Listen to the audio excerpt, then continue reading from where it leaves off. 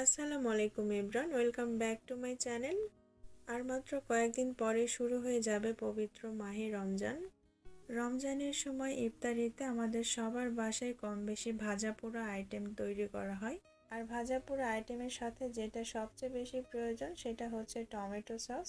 শীত প্রায় চলেই গেছে, তারপরও বাজারে প্রচুর পরিমাণে টমেটো পাওয়া যাচ্ছে।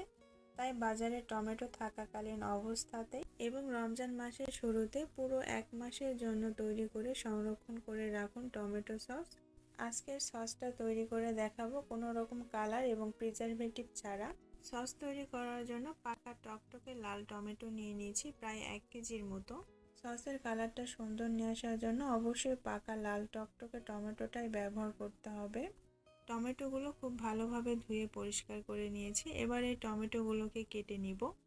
টমেটোগুলো কেটে নেওয়ার পর একটা বাটির মধ্যে উঁচু করে 1 টেবিল চামচ কর্নফ্লাওয়ার নিয়ে নিচ্ছি। পরিমাণ মতো পানি দিয়ে খুব ভালোভাবে গুলিয়ে রেখে দিব, এটা পরে ব্যবহার করব। টমেটো সিদ্ধ করার জন্য কড়াইয়ের মধ্যে টমেটো দিয়ে ঢাকনাটা লাগিয়ে দিচ্ছি। এখানে এক্সট্রা কোনো পানি ব্যবহার করার প্রয়োজন নেই, এই টমেটো থেকেই পানি বের হবে আর এই পানিতে টমেটোটা খুব ভালোভাবে সিদ্ধ হয়ে যাবে। যদি এক্সট্রা পানি ব্যবহার করেন সেই পানিটা শুকিয়ে নিয়ে আসতে অনেকটা সময় টমেটোটা রান্না করতে হবে। আর বেশিক্ষণ রান্না করলে টমেটোর কালারটা নষ্ট হয়ে যায়, সেই ক্ষেত্রে সসের কালারটাও সুন্দর আসবে না। তাই টমেটোটাকে খুব বেশিক্ষণ ধরে রান্না করবেন না। কিছুক্ষণ রান্না করার পর যখন টমেটোটা আধা গলা অবস্থায় চলে আসবে, অর্থাৎ কিছুটা গোটা থাকবে এবং কিছুটা গলে যাবে, ঠিক সেই পর্যায়ে চুলাটা বন্ধ করে দিতে হবে এবং টমেটোটা ঠান্ডা হয়ে যাওয়ার পর ব্লেন্ডারে ব্লেন্ড করে নিতে হবে। টমেটো ব্লেন্ড করে নিয়েছি, এখন একটা ছাঁকনির উপরে ব্লেন্ড করা টমেটো দিয়ে দিচ্ছি এবং ছেঁকে নিচ্ছি। তাহলে টমেটোর বিচি এবং উপরে যে পাতলা স্কিন থাকে সেটা আলাদা হয়ে যাবে। এখন সস তৈরি করার জন্য চুলায় আবারও কড়াই বসিয়ে দিয়েছি এবং দিয়ে দিচ্ছি টমেটো পিউরি। এবার চিনি দিয়ে দিচ্ছি হাফ কাপ, মিষ্টিটা আপনাদের পছন্দ মতো বাড়িয়ে কমিয়ে নিতে পারেন। এবার দিয়ে দিচ্ছি হাফ কাপ পরিমাণ সিরকা বা হোয়াইট ভিনেগার। সিরকার পরিমাণটা ডিপেন্ড করছে আপনাদের টমেটোটা কেমন, টক নাকি মিষ্টি। যদি টক হয় তাহলে সিরকার পরিমাণটা কমিয়ে দিবেন, আর যদি টমেটোটা একটু মিষ্টি হয় তাহলে সিরকার পরিমাণটা বাড়িয়ে দিবেন। এখন দিয়ে দিচ্ছি হাফ টেবিল চামচ শুকনো মরিচের গুঁড়া। ঝালটা আপনারা কেমন খেতে পছন্দ করেন সেটা অনুযায়ী কম বেশি করে নেবেন। এবার দিয়ে দিচ্ছি হাফ টেবিল চামচ টেস্টিং সল্ট এবং সামান্য একটু লবণ। যেহেতু আমি টেস্টিং সল্ট ব্যবহার করেছি তাই অল্প একটু লবণ দিলাম। চেষ্টা করবেন টমেটো সসের মধ্যে টেস্টিং সল্টটা ব্যবহার করার, তাহলে সসের স্বাদটা ভালো আসবে। এবার এই সসটাকে কিছুক্ষণ রান্না করে নিব আর এই পর্যায়ে চেক করে দেখে নেবেন চিনি, লবণ, ঝালের পরিমাণ ঠিকঠাক আছে কিনা। যদি মনে হয় যে কিছু লাগবে এই পর্যায়ে অ্যাড করে নেবেন। কিছুক্ষণ রান্না করে নেওয়ার পর যে কর্নফ্লাওয়ারটা আমি পানিতে গুলিয়ে রেখেছিলাম সেটা দিয়ে দিব।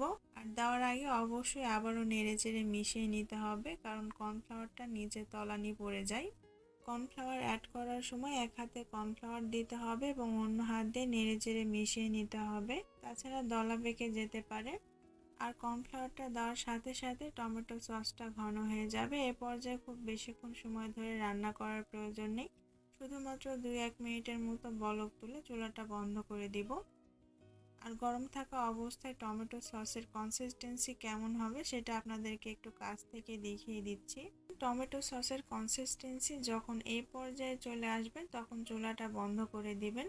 এখন সসটা একটু পাতলা মনে হলেও ঠান্ডা হয়ে যাওয়ার পর এটা আরেকটু ঘন হয়ে যাবে। ঠান্ডা হয়ে যাওয়ার পর আমি আপনাদেরকে দেখাচ্ছি টমেটো সসটা কেমন হয়েছে। দেখতেই পাচ্ছেন টমেটো সসটা গরম থাকা অবস্থায় কেমন ছিল আর ঠান্ডা হয়ে যাওয়ার পর কেমন হয়েছে। টমেটো সসের কালারটা কত সুন্দর এসেছে, একদম দোকানের কিনা সসের মতো।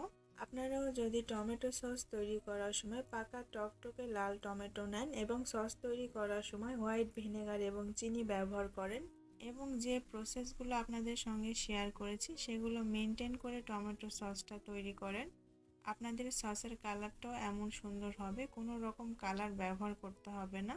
অনেকেই টমেটো সসের মধ্যে রেড ফুড কালার ব্যবহার করেন। ফুড কালার ব্যবহার করলে যেটা হয় সসের কালারটা একটু ডার্ক রেড কালার চলে আসে।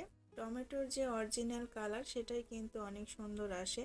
দোকানের কিনা টমেটো সসের কালার এবং সসটা ঢালার সময় ঠিক যেইভাবে পড়ে এই সসটাও ঠিক সেরকম ভাবেই পড়ছে। দোকানের কিনা সস ঢালার সময় কিন্তু দেখতে এমনই লাগে।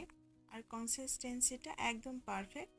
এই সসটা 1 মাসের জন্য নর্মাল ফ্রিজে সংরক্ষণ করতে পারবেন। খাবার সময় বের করে যতটুকু পরিমাণ লাগবে নিয়ে আবারও নর্মাল ফ্রিজে রেখে দিবেন। যদি এমন করেন বের করলেন অথচ ফ্রিজে রাখলেন না, 2 দিন পরে আবার ফ্রিজে রাখলেন, তাহলে কিন্তু সসটা 1 মাস ভালো থাকবে না, তার আগেই নষ্ট হয়ে যাবে। আজ বিদায় নিচ্ছি, শীঘ্রই ফিরবো নতুন কোনো রান্নার রেসিপি নিয়ে। সেই পর্যন্ত লাইক, কমেন্ট এবং সাবস্ক্রাইব করে রেসিপি বাই আনাবের সঙ্গেই থাকবেন। নতুন ভিডিওর আপডেট পেতে পাশে থাকা বেল বাটনটি ক্লিক করে রাখবেন। দেখা হবে পরের ভিডিওতে। আল্লাহ হাফেজ।